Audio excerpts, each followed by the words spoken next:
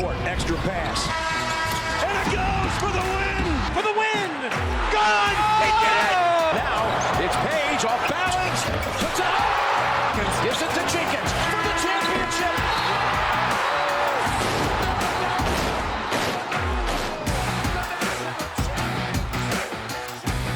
First Companies, what is happening? The Pool Boys are back in town for the second edition of March Madness. That's right, we are back in 2023. So we are so excited and we cannot wait to see what unfolds this tournament. So with that being said, let's jump into our tournament update.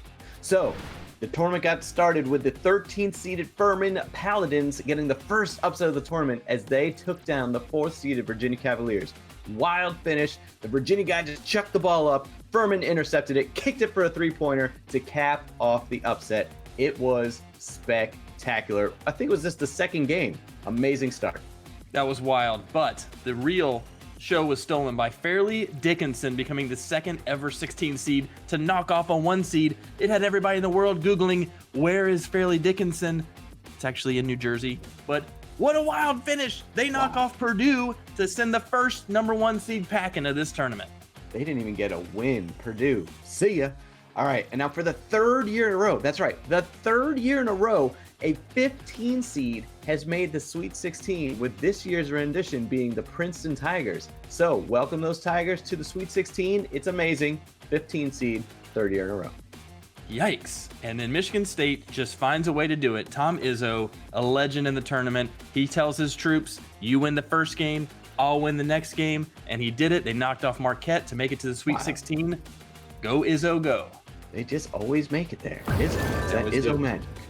All right, so with the update in hand, let's check out that first badge winner, and it is going to Man P01 and Paul Lee as they are winning our scoreboard badge. That's right, because they are tied for first place. So Man P01, aka Manuel Plasencia, has a Tennessee champion and has 3 of their Final Four teams correct. So that was a great start. That is why you were tied for first. And then our other person up there, Paul Lee, has a Texas champion and also 3 of Final Four teams correct. So good start, guys. Let's see what you can do. But for now, you are our scoreboard badge winners. 2 different UTs, and people around the country argue which is the real UT. We'll find out, maybe. Maybe we'll find out Burnt here. orange, regular orange. Rocky Top, Bevo, I don't know. Smoky, we'll see. Let's take a look at the leaderboard here. We've got Paul Lee and Manny P01 at the top, as we mentioned, but we've got a locked-in 4-man tie for third place. We've got Ken Bailey. We've got Casey Lee. Dianakin from previous renditions. She's up there in the top 3. And T Starks, the Doobie Defeater, is also tied in the top 3.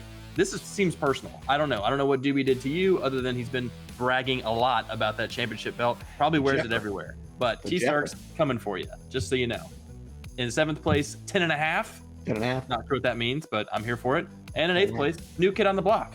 Everyone loves NKOTB. So there you go. There's your top 10. That was a good, quick rattling off of NKTOB. Like, that's a lot of letters, so well done. It's NKOTB. Did I mess that up? Good job on me. See? That's what I'm saying. It's hard to get the letters right. But anyway, moving on. Leave the acronyms to me. I shall. Trust me. Oh, I will.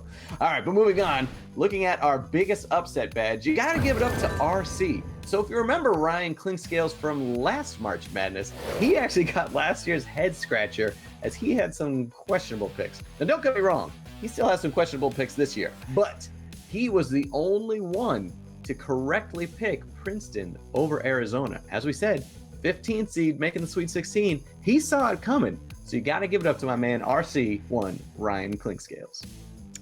Not to be remiss, we do have some head scratches going on this tournament. So this year, Cody Booms Goes the Dynamite. Cody Boomsma had Memphis going to the Final Four. Not sure what you were thinking there, Cody.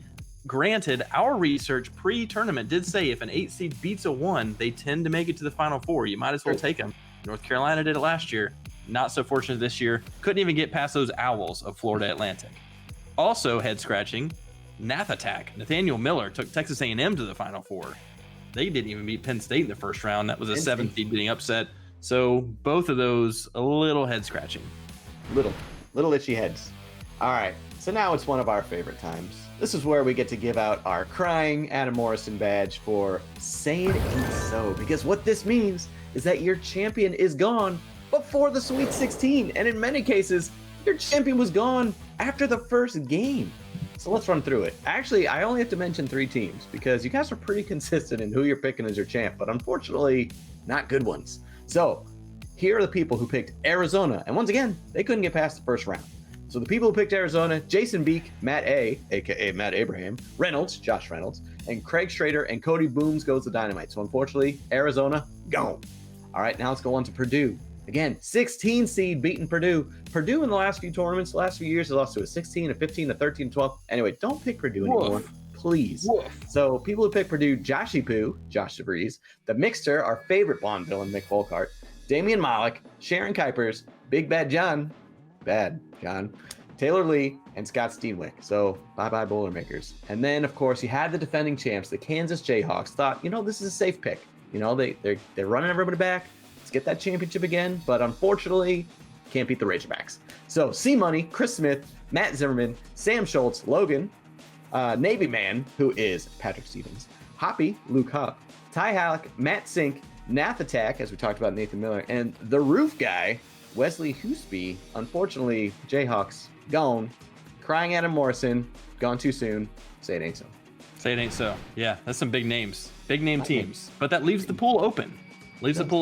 Wide open. We did have one bracket completely busted, though. And this means no Final Four teams remaining. Scott Steenwick, not sure what you were thinking here. Had some random picks. Maybe hit the button to randomize the bracket. I don't know. UC Santa Barbara in the Final Four.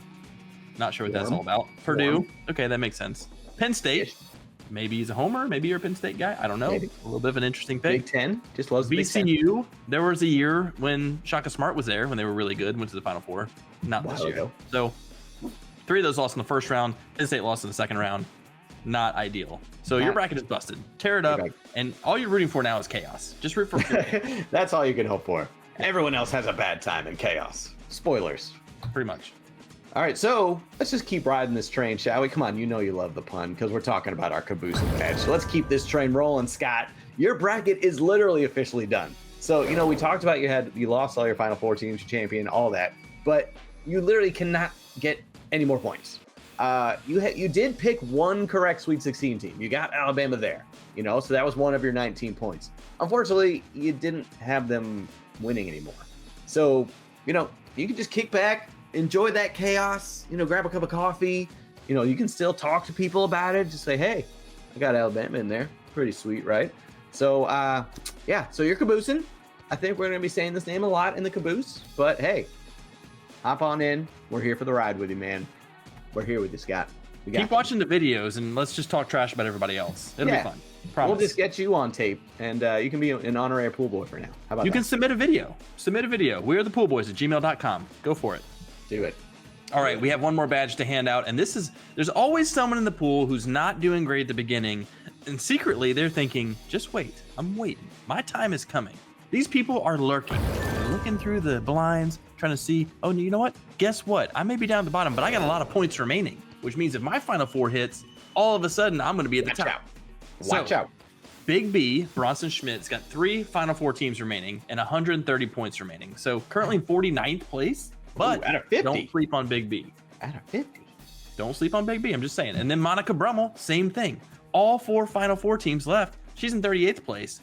Don't sleep on her. 148 points possible. Dang. So just saying, she could be the top dog at the end of this thing. You guys are probably talking a lot of trash to poor Monica over there. And she's like, yeah, that's really funny. It's really funny. Who was your Final Four again? Oh, that's right. Mine are all still there. She's making a list. Everyone who's talking trash to her, she's like, I'll remember this. Write it down. I remember this. I'll come crash. She's got a blank space, maybe. She'll write your name. That's the T-Swift reference. Okay, T-Swift. Okay. This season. All right. But anyway, first companies, it's been a spectacular first weekend. The excitement is just building. And again, people are lurking, people are caboosing, people are shouting at that scoreboard. It's going to be a spectacular tournament. We can't wait to see what's coming next. So until next time, the Pool Boys are out.